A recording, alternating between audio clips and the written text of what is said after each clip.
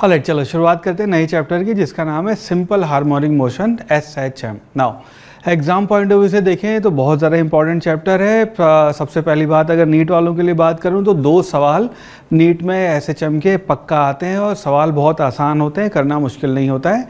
और जेई में 1 सवाल पक्का है, इसका मेंस में भी एडवांस में भी 1 सवाल आ जाता है। और एट द सेम टाइम ये चैप्टर आपका बेसिक्स बनता है। यह इसमें जो यहाँ चीज़ें सीखेंगे वो बेसिक्स होता है जो हम वेव्स में पढ़ेंगे, जो हम वेव ऑप्टिक्स में पढ़ेंगे, जो हम इलेक्ट्रोस्टैटिक में पढ़ेंगे, जो हम MEC में पढ़ेंगे। तो ये बहुत ज़्यादा इंपॉर्टेंट चैप्टर है और मुश्किल कतई नहीं है, ठीक है। इसके बेसिक्स अगर आपके क्लियर हो गए तो चैप्टर आसान है, मुश्किल नहीं है। तो ध्यान से इसको चीज़ों को ध्यान से करेंगे, ठीक है।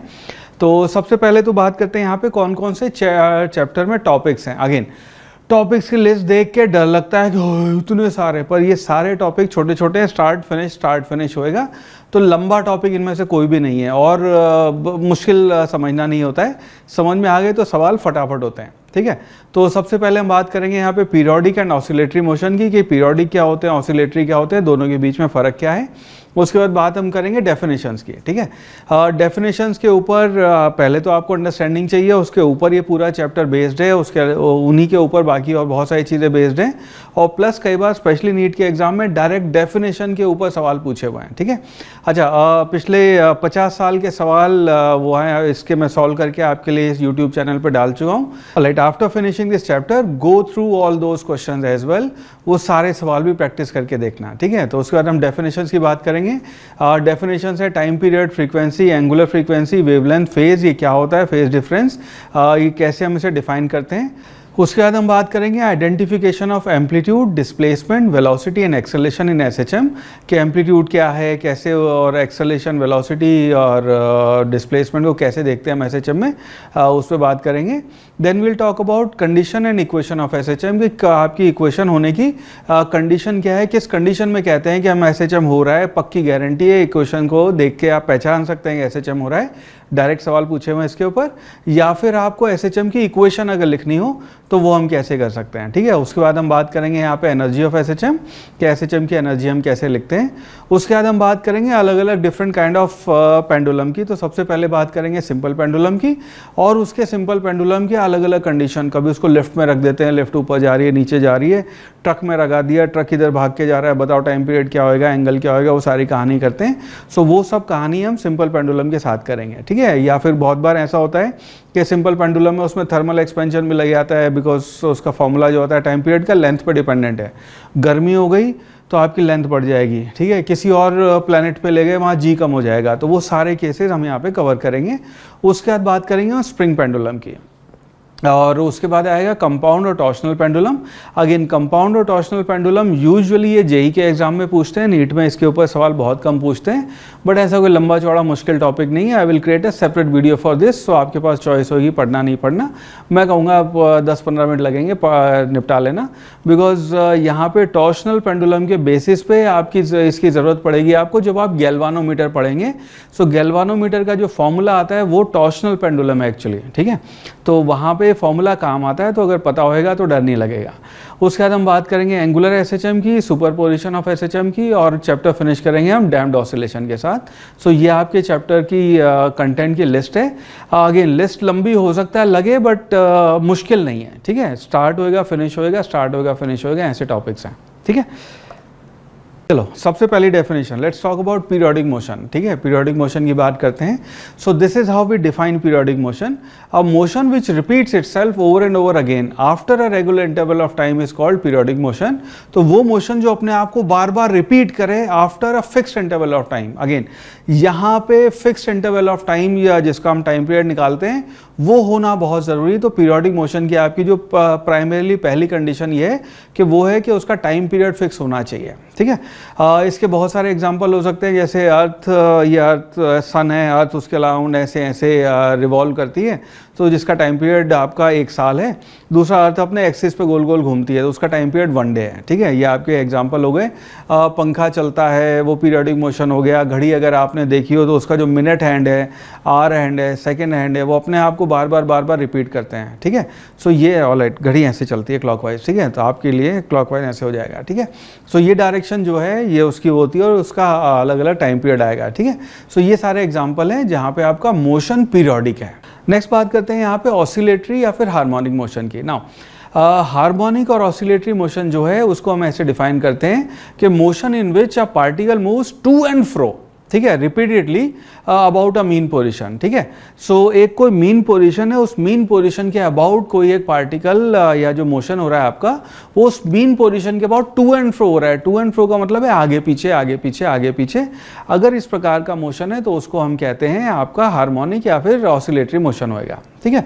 सो इसको ऐसे देखें कि जब आपकी कोई भी बॉडी है वो अगर मीन पोजीशन पे है तो इसका एग्जांपल ऐसे हो सकता है, सिंपलेस्ट एग्जांपल इसका हम ऐसे देख सकते हैं कि मान लीजिए कटोरी है और उस कटोरी में आपने एक मटर को यहाँ रखा हुआ है, ठीक है। इस वक्त मटर यहाँ पे रेस्ट पे है।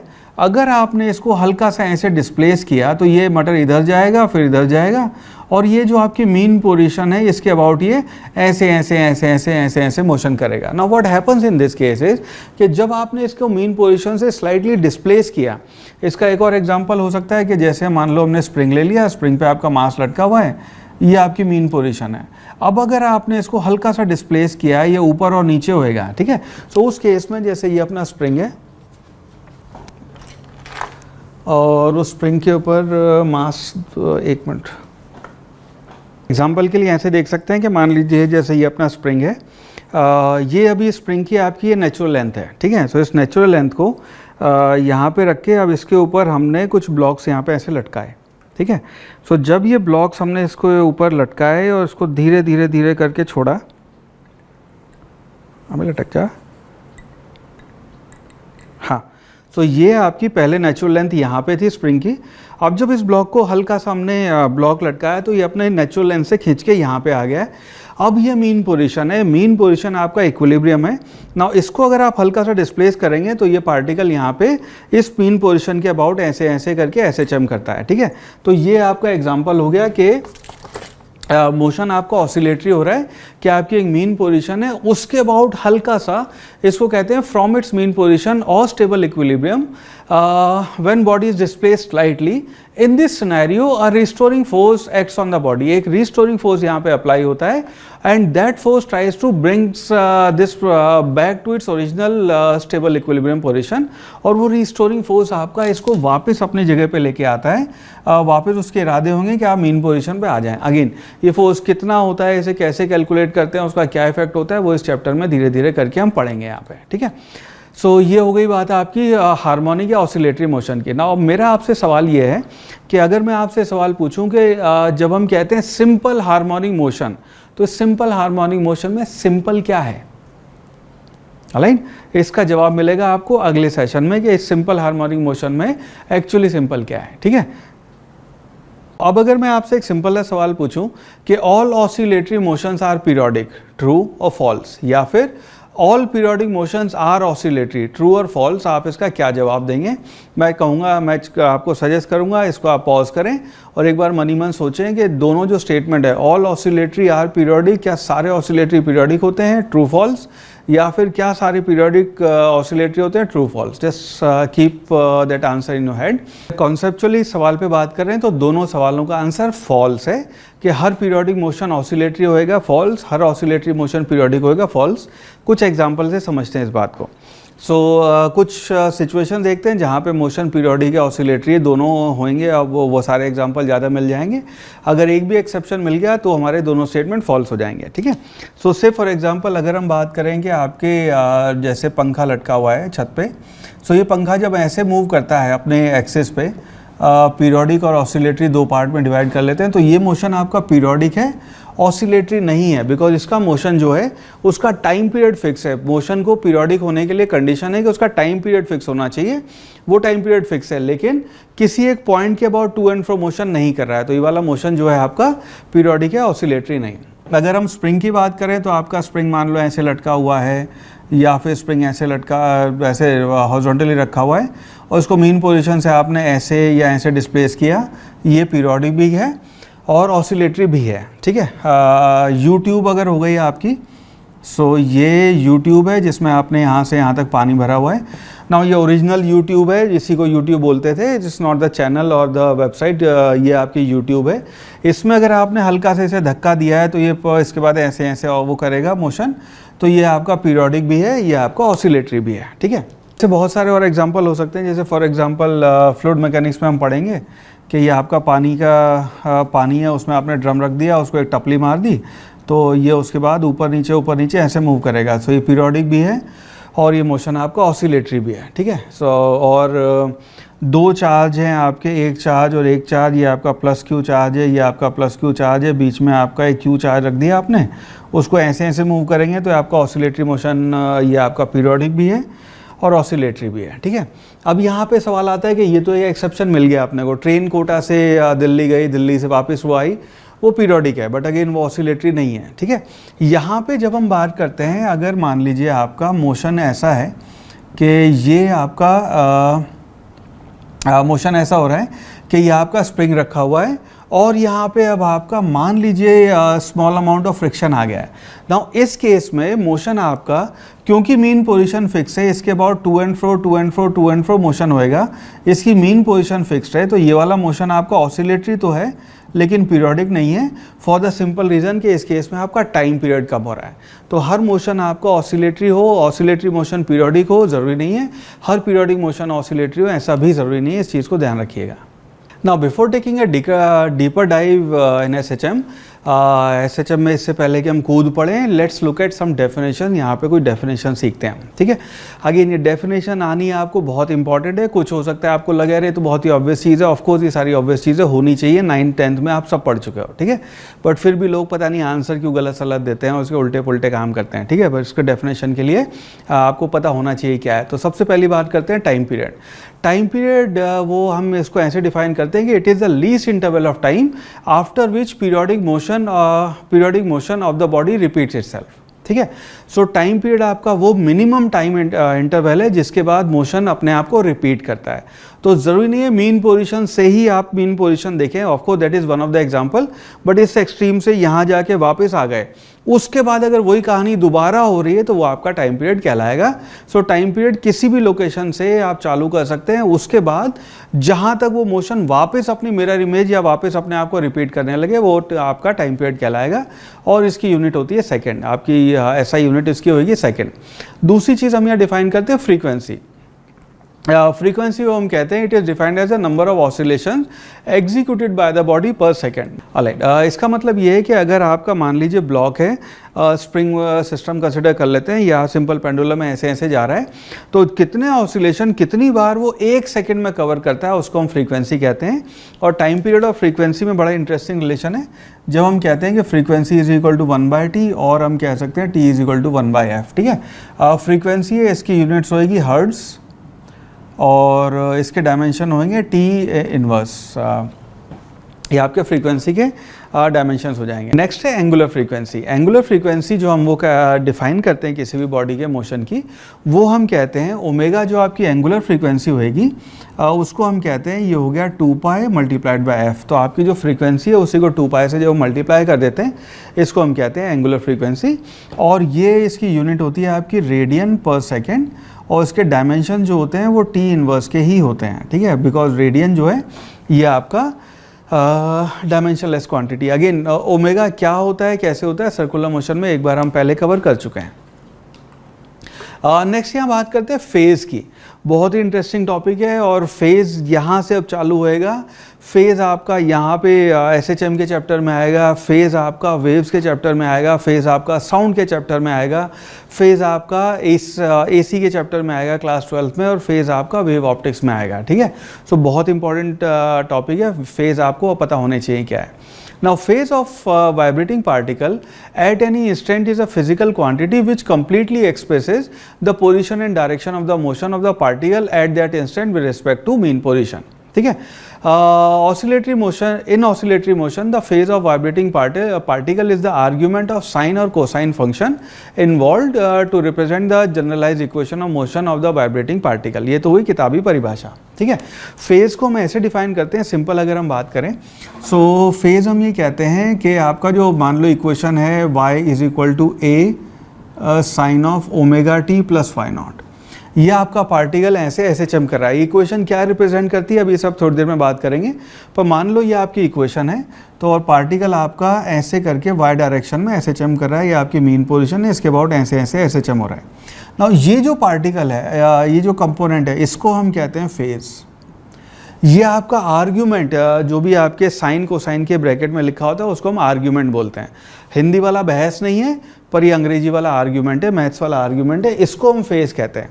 तो ये फेज रिप्रेजेंट क्या करता है? फेज रिप्रेजेंट करता है कि कोई भी पार्टिकल आपका, अगर पार्टिकल का आपको फेज पता चल जाए तो आप ये बता सकते हैं कि वो पार्टिकल इस वक्त कहाँ पे है। ठीक है, तो दो चीज़ें चाहिए आपको, एक एम्पलीट्यूड और एक फेज। ये अगर पता चल जाए तो आप पार्टिकल को ढूंढ सकते हैं, अरे ये रहा हमारे वाला पार्टिकल, इस पार्टिकल की बात हो रही है। तो फेज बहुत बहुत बहुत इंपॉर्टेंट रोल प्ले करता है, ये अपने को पता होना चाहिए फेज क्या है। नाउ यहाँ पे दो डेफिनेशंस और आने वाली हैं, सेम फेज और अपोजिट फेज। उनके बारे में एक बार बात करते हैं। दोनों को समझना बहुत इंपॉर्टेंट है, because same phase opposite phase ये आपका यहाँ पे एसएचएम में, वेव्स में और बहुत सारे चैप्टर्स में काम आएगा ये। ठीक है, नेक्स्ट बात करते हैं फेज डिफरेंस की। ठीक है, तो फेज डिफरेंस ये होता है कि मान लो ये अगर आपकी एक वेव है, एसएचएम ये आपकी साइनसोइडल इक्वेशन है। ठीक है, ये आपकी एक एसएचएम को रिप्रेजेंट कर रही है। दूसरी एक इक्वेशन है y is equal to a sine of omega t plus phi naught. ये आपकी दूसरी इक्वेशन है। एक काम करते हैं, इसको ओमेगा 1 ओमेगा 2 लिख लेते हैं। तो ये इसका फेज 1 है, ये इसका फेज आपका 2 है।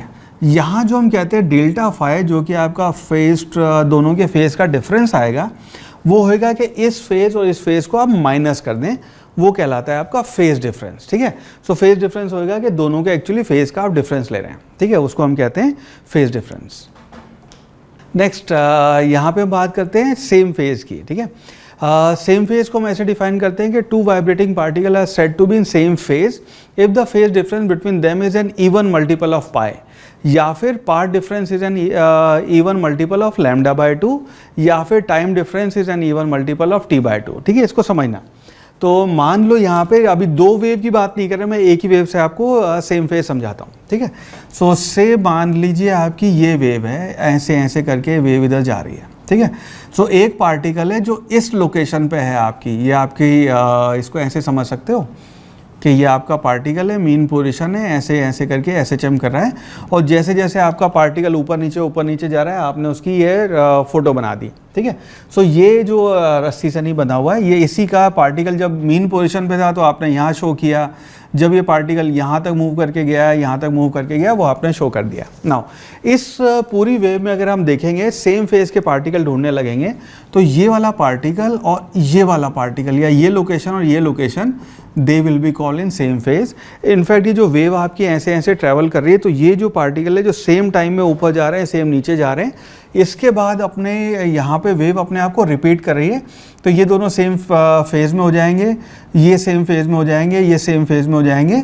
सो 2 पाई के बाद जो भी रिपीटेशन हो रहा है वो कहलाएगा सेम फेज में। ठीक है, तो आपका ये कहलाएगा कि ये जो पार्टिकल है यहाँ पे और यहाँ पे लोकेशन आपकी सेम फेज है, और कोई भी जो सेम ऐसे ऐसे मूव कर रहे हैं, ये आपके कहेंगे सेम फेज में है। ठीक है, और उसके लिए आपकी कंडीशन ये हो गई कि आपका पाई का इवन मल्टीपल यानी कि 2 पाई, और यही वेव जब आगे जाके ऐसे जाएगी तो इस लाइन पे जो अगला पार्टिकल आएगा वो भी, अब ये 3 पार्टिकल सेम फेज में कहलाएंगे। ठीक है, नेक्स्ट बात करते हैं आपकी अपोजिट फेज की।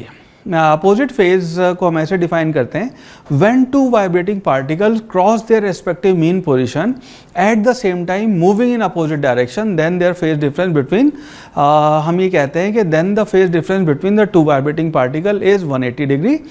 Opposite phase means the phase difference between the particle is an odd multiple of pi, say pi, 3 pi, 5 pi, 7 pi, or the part difference is an odd multiple of lambda by 2 यानी कि 3 lambda by 2, 5 lambda by 2, or the time interval is an odd multiple of t by 2। तो दो particle जो अगर ऐसे ऐसे पहले तो सेम फेज में जा रहे थे वो हमने देखे, इस बार अगर हैं दोनों पार्टिकल ऐसे जाते हुए एक लोकेशन पे ऐसे अपोजिट मिले, दोनों के बीच में जो फेज डिफरेंस हमने देखा, ये फेज डिफरेंस अगर आपका पाई या फिर पाई का ऑड मल्टीपल है, पाई, 3 पाई, 5 पाई, ये अगर है तो हम कहेंगे ये अपोजिट फेज में है।